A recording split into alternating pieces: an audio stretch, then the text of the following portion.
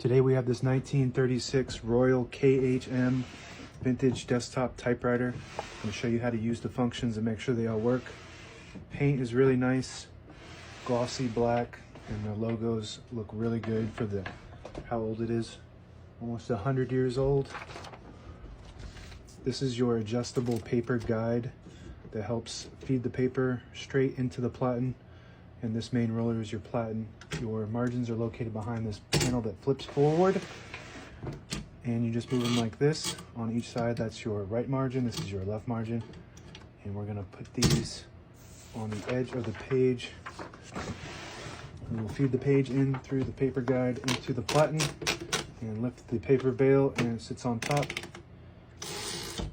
So we're at the very edge of that side, and we're at the end, and you can hear the bell ding at the end.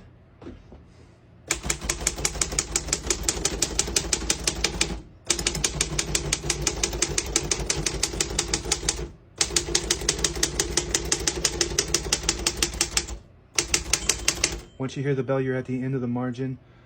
You hit this line space, kick it back to the beginning, it skips 1, 2, or 3. Right now we have it on 3, but if you want 1, you just flip that back up twice, and there's a little 1 marker there, and it skips 1 when you hit the line space.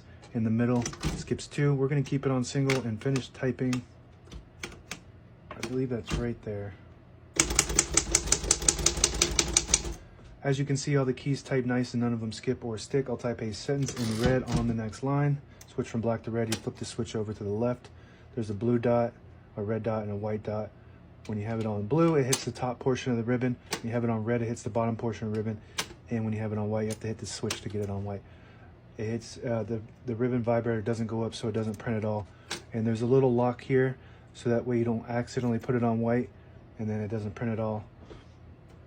So we're gonna put it on red.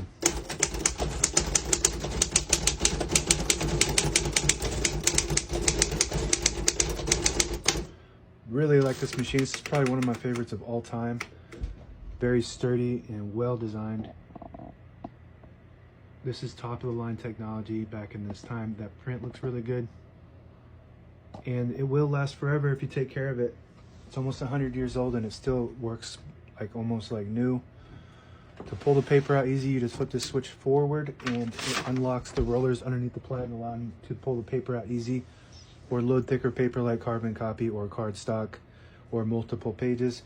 Make sure you flip that back before you load the next page or else it won't load correctly. Got a shift on each side and a shift lock on the left side. To clear that, you just hit the shift button again. A backspace on the top left. Works really good. Tabulator. Right now we don't have any tabs set, so it'll go all the way to the end. If you want to set a tab, put one right there. Tab stop set. And it'll stop at that spot. You can set as many as you want on this model. To clear it, there's a little lever back here, and you just push that and it should clear it. So it'll go all the way to the end. I like to keep one in the middle just in case you accidentally hit that tab button. It doesn't go slamming all the way to the end, causing wear and tear on your typewriter. When you get to the end of the margin, there's a mechanism that locks the keys so they won't type, but if you hit that margin release, it'll allow you to type past that lock. That works good. These are your spool covers. You open these up, and this is your ribbon. All the brand new ribbon is loaded on the left side, so it's pulling to the right. And you can see it pulling counterclockwise. And if you want to switch the direction, you flip the switch here, right here to the left, and it'll start pulling clockwise to the left. Sometimes people will get a typewriter and the direction is going the wrong way, and it'll pull all the way to the end of this side, or whatever side is the lowest on. And it'll jam up your vibrator in the up position. This is your vibrator that goes up and down when you type. So if you get to the end of the ribbon, it'll jam up and it won't print, and some other functions might malfunction. All you gotta do is switch the direction and make sure it's pulling to the one that has the least amount, or switch the ribbon altogether. And we're gonna put that back on blue before we so that way it doesn't print red when we start typing again. Carriage release on each knob here allows you to control the carriage freely.